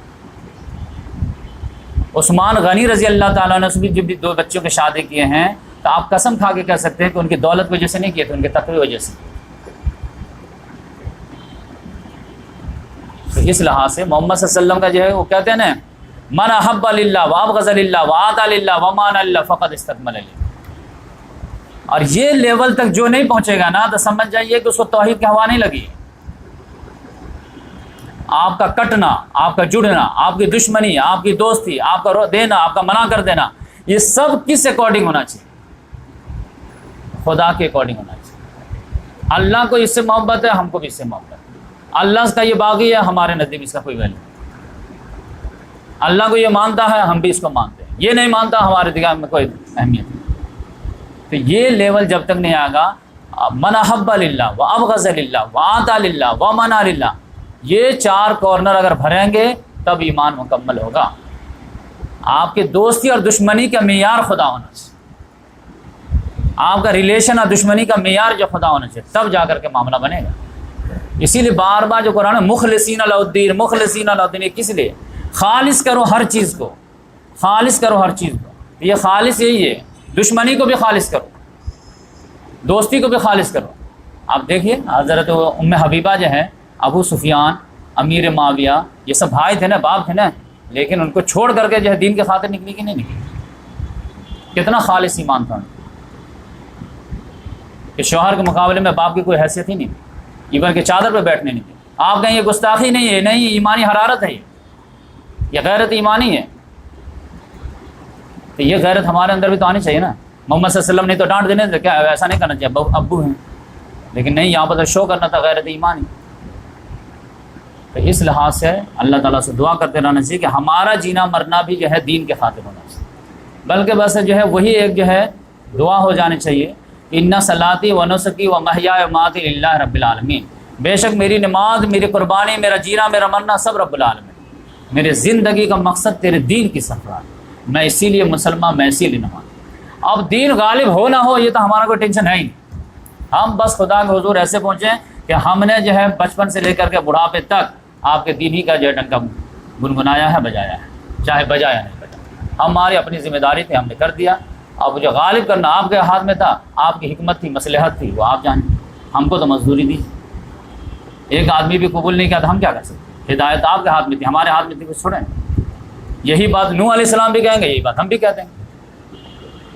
وہ تو 950 سال دعوت کرنے بعد یہ کہیں گے نا کہ اللہ ہدایت آپ کے ہاتھ میں تھی، تو ہم لوگ بھی کہتے ہیں کہ ہمارے ہاتھ میں ہدایت نہیں تھی، کوشش ہمارا کام تھا، ہم نے کہا، لوگوں کو کال کر کر بلایا، سب کو سمجھایا، نہیں سمجھے تو وہ جانیں، they are responsible, we are not accountable. لیکن اگر کیے ہی نہیں ہوں گے، مایوس بیٹھے ہوں گے، تو اللہ تعالیٰ کا کون کہا تھا مایوس ہونے کے لیے؟ کس نے کہا تھا؟ قرآن کے کس آیت میں لکھا تم مایوس ہو جاؤ؟